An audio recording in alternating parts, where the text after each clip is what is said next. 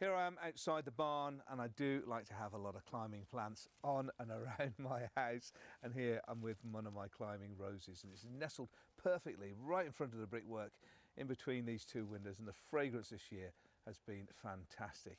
But at this time of year, as you can see, some roses starts to produce rose hips, which is really the seed that the rose is producing for itself just after flowering.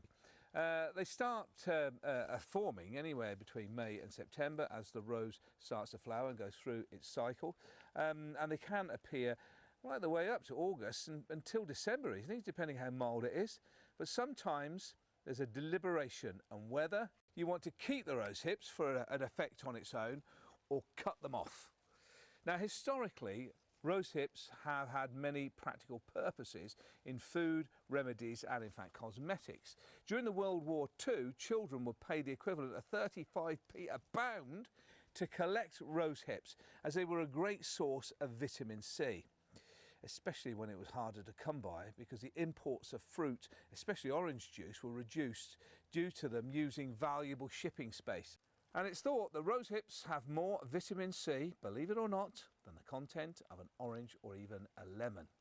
Today, we can still eat them as a good source of vitamin C, which plays a part in keeping your immune system working at its best. If you want to make the most of their nutritional benefits, harvest them when the petals have dropped off and the rose hip is soft and red in colour, avoiding any shrivel ones, of course.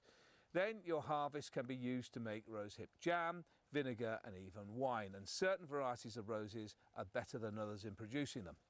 Now, although rose hips and rose petals are edible for us, of course, birds love them too. By leaving them on your bush, you will be attracting blackbirds, redwings and thrushes and many more through your garden throughout the autumn and winter period.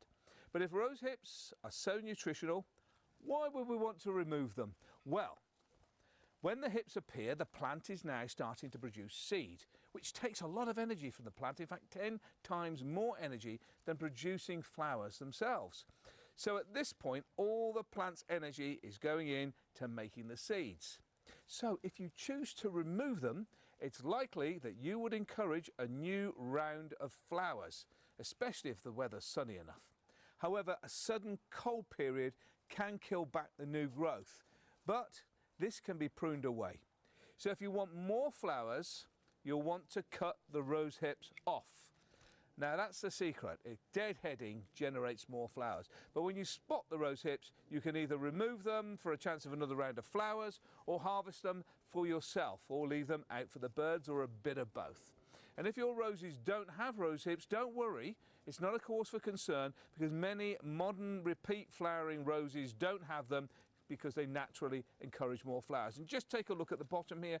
I've taken some of the rose hips off this climber a little bit earlier, and look at the regenerative growth. Much more young growth coming from it, and loads and loads and loads and loads of new buds. So I'm going to enjoy another mass flowering of this plant. And believe me, the fragrance is absolutely gorgeous. Thanks for watching. If you like this video, please give it a thumbs up and share.